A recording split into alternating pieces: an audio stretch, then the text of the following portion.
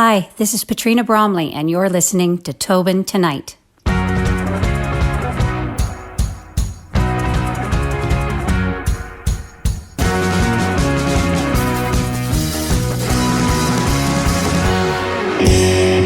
Let's get into this. We're both Newfoundlanders. We're both from the East Coast. We seem to have a lot of the things that you are involved in are a lot of things that I'm very interested in. So let's start right off with your career of being an actress. When did that start?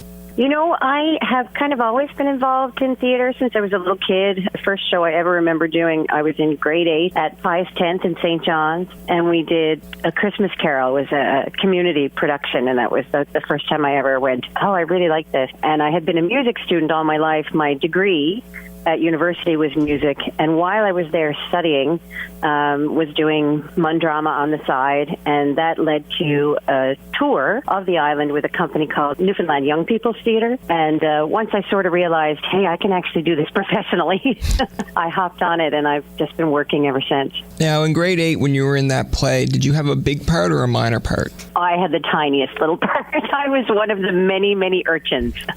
Oh, see, that's where we're similar, because I remember in grade 5 when I had a part in a play, and it was a Christmas one as well, but I was a mouse, and I only had 2 lines. There you go.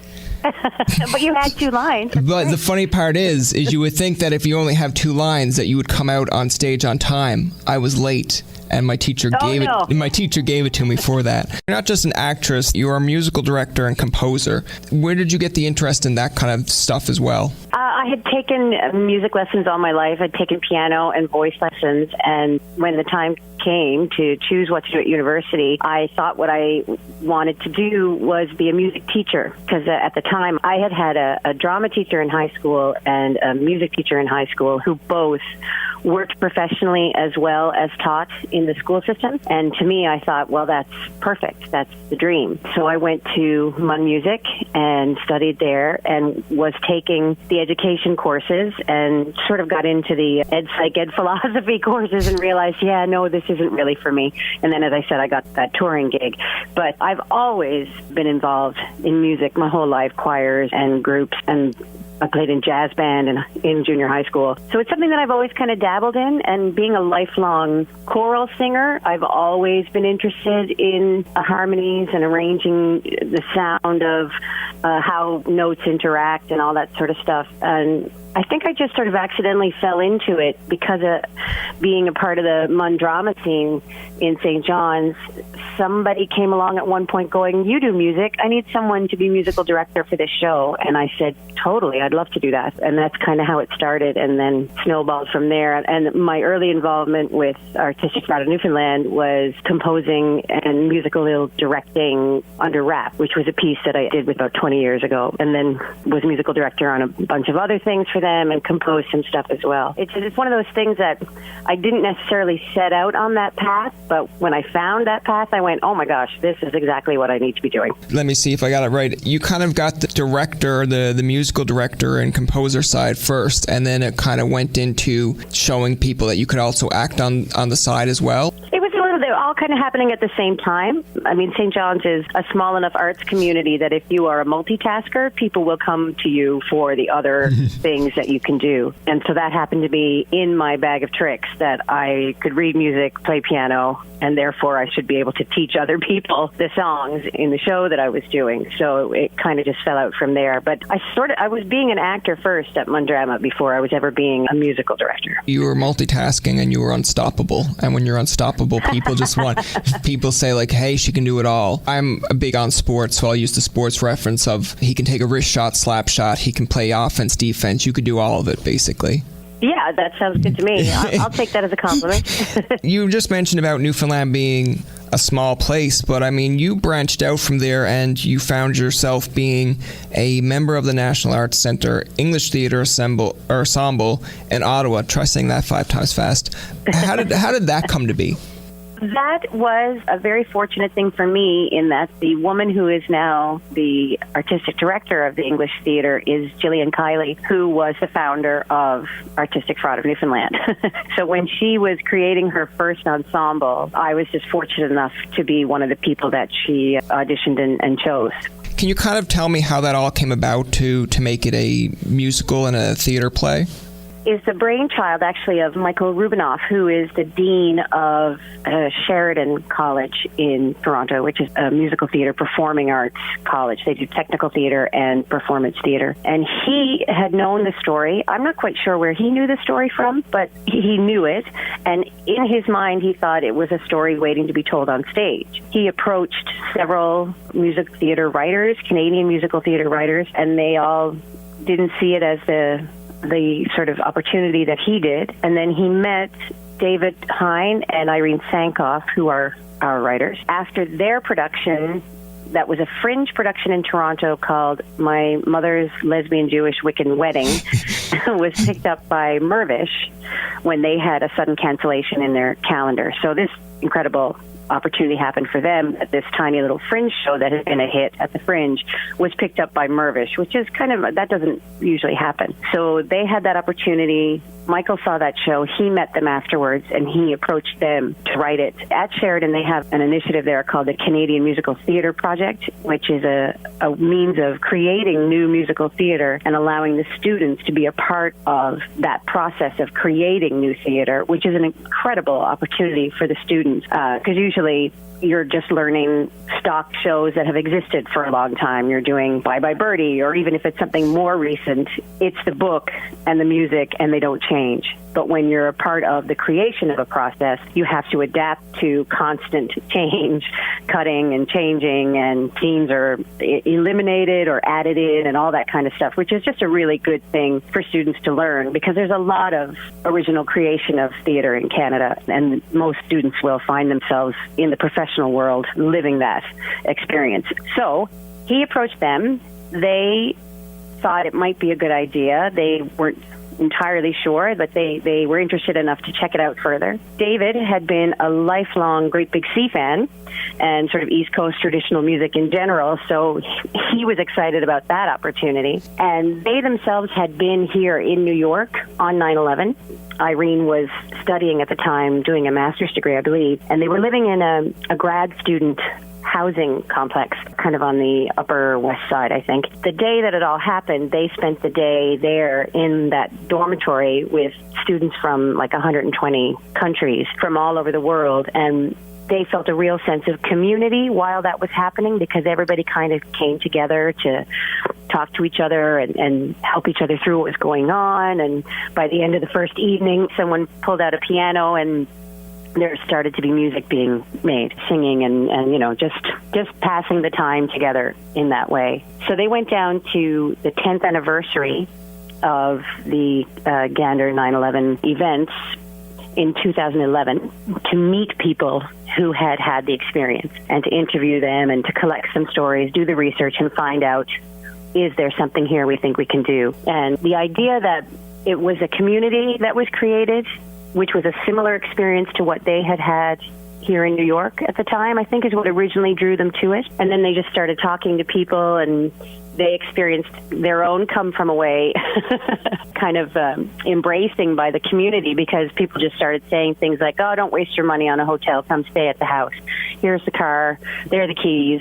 Whatever you need, it's yours. So they were just kind of overwhelmed by how wonderful the experience was. And then they met all these people who told these incredible stories. And they gathered hours and hours of interviews and then slowly started to turn that into a theater piece. I think they say they went to a cabin in the woods somewhere in northern Ontario and hid away and spread everything out on the floor and tried to pick what would be the through lines that they could put together in one full piece. And David jokes that the original first draft was 5 hours long and they hadn't even gotten off the plane. That's about 6 years ago. It had its time at Sheridan, and that led to a production. By this point, it was still 2 acts, I think. Then it went to Goodspeed Musicals, which is a festival that happens here in the States, and the National Alliance of Musical Theater, which also has a festival.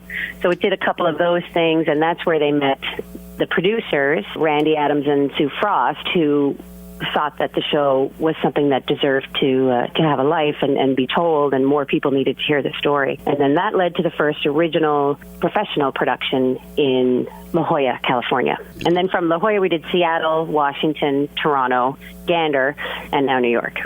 Yeah, and I mean, it's been getting great reviews from all those places. Why did you choose to do it in a musical style? I mean, because I feel like if you just told it as a story itself or made it dramatic without the whole music, it would be good. But whose idea was it to turn it into a kind of a musical? That originally comes from Michael Rubinoff, because his initiative there at Sheridan is the Canadian Musical Theatre Project. So he saw it as a musical, and that's what David and Irene do. They write musicals, but they'll be the first ones to tell you that they heard these stories and they immediately felt like it sang.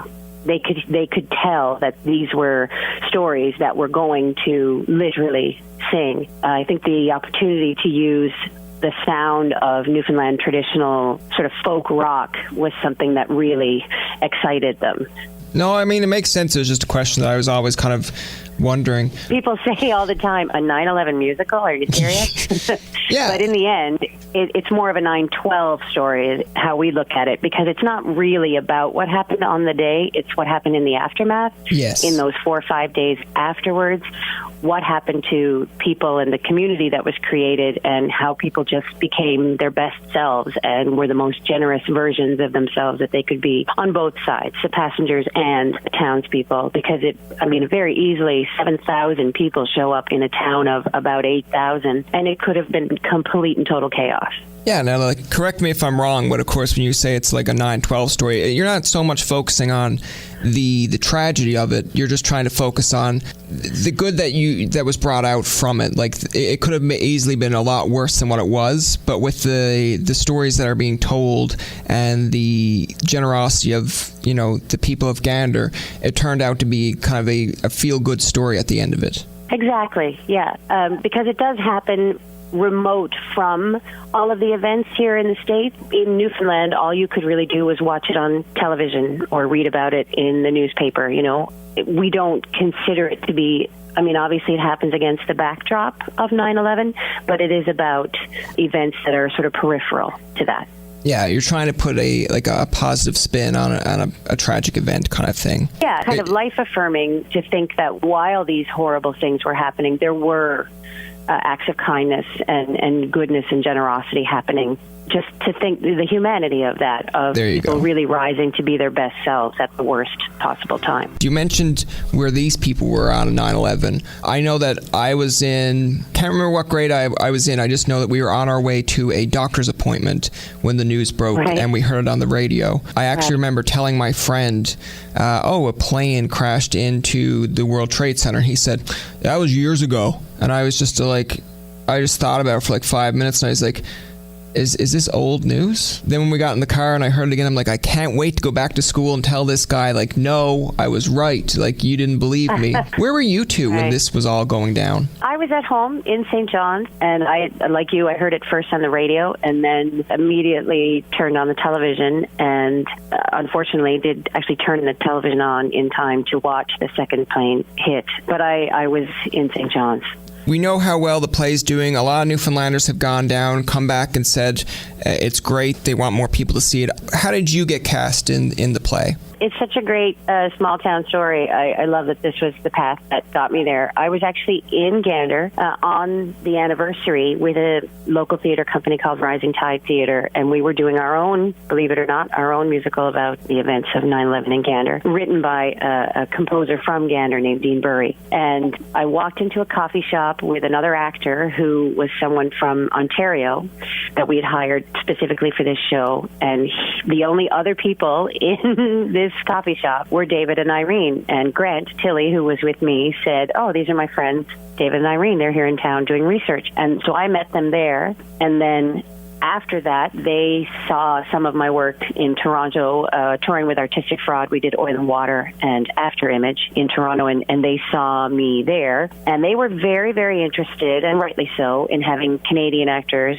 and particularly Newfoundland actors involved. to help bring the sensibility of Newfoundland to the show. And so they asked me if I was interested to audition, and I went down to New York and auditioned, and very, very thankfully and luckily got the job. Luck of the draw, but I mean, it worked out well for you. Oh my gosh, if I hadn't walked into that coffee shop at that point in time with that person who knew those other people, yeah, it's one of those weird confluences that you're just grateful for after the fact. That's going to do it for this episode of Tobin Tonight. Our thanks to Petrina Bromley for coming on the show. Remember, you can find past, present, and future episodes on TobinTonight.com, Spotify, and iTunes. Follow us on Twitter, like us on Facebook, and leave a comment or two. For Tobin and myself, this is Jacob saying, Come From Away is another example of Newfoundlanders' hospitality. Honestly, how can you hate Newfoundlanders? For real, though. Anyways, thanks for listening, and good night.